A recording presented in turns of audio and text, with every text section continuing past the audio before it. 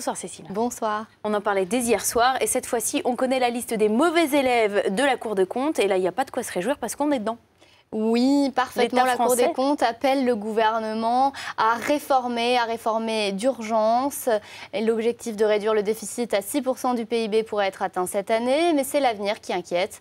Le constat est simple, l'État dépense trop et ne collecte pas assez. La réforme de la taxe professionnelle et la baisse de la TVA dans la restauration représentent un manque à gagner de 10 milliards d'euros. Les niches fiscales sont aussi contestées. On constate depuis un certain nombre d'années que les recettes fiscales, par exemple, ont très sensiblement diminué. Et c'est tout le sujet des niches fiscales, des possibilités que l'on a de réduire son impôt à partir du moment où on s'inscrit dans tel ou tel dispositif, sans que ces dispositifs soient suffisamment évalués, ce qui pose des problèmes en termes d'efficacité de politique publique et de justice fiscale. Et la Cour des comptes qui lance d'autres avertissements. Où sont les gaspillages?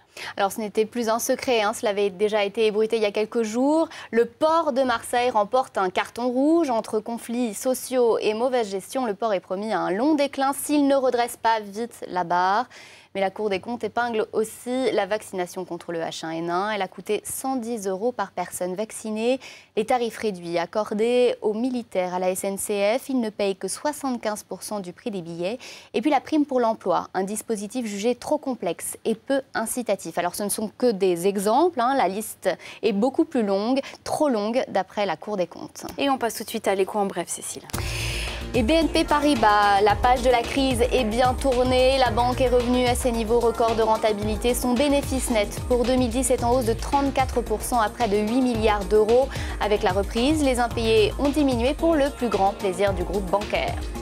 Bouygues va construire le Pentagone à la française. Partie remportée face à Vinci et Eiffage, le projet, 467 000 mètres carrés de bureaux pour accueillir le nouveau ministère de la Défense et ses quelques 9 000 militaires. Ce sera à Ballard, dans le 15e arrondissement de Paris. Le deuxième groupe français de BTP devra livrer en 2014. Le contrat dépasse les 3 milliards d'euros. L'État paiera à Bouygues pendant 27 ans des redevances annuelles de 150 millions d'euros. Le prix des voitures a augmenté l'an dernier de 3% en moyenne et même de 20% pour les monospaces et les petits 4x4 type Qashqai. Une hausse bien plus importante que les autres années. C'est le revers de la prime à la casse. Les consommateurs aidés n'ont pas toujours perçu ces hausses de tarifs, alors les constructeurs en ont profité pour augmenter leur prix, de quoi freiner les ventes cette année.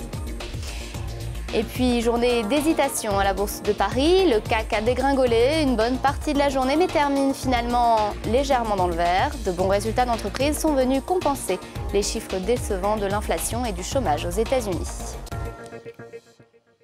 Et puis l'économie en plus ce soir, c'est le mariage du couple princier Kate et William qui booste carrément les billets d'Eurostar. Et voilà, l'entreprise n'en revient pas. L'événement est une aubaine pour l'Eurostar. Ces augmentations sont en hausse de 28% pour le week-end du 28 avril prochain, le week-end du mariage du prince William avec Kate Middleton.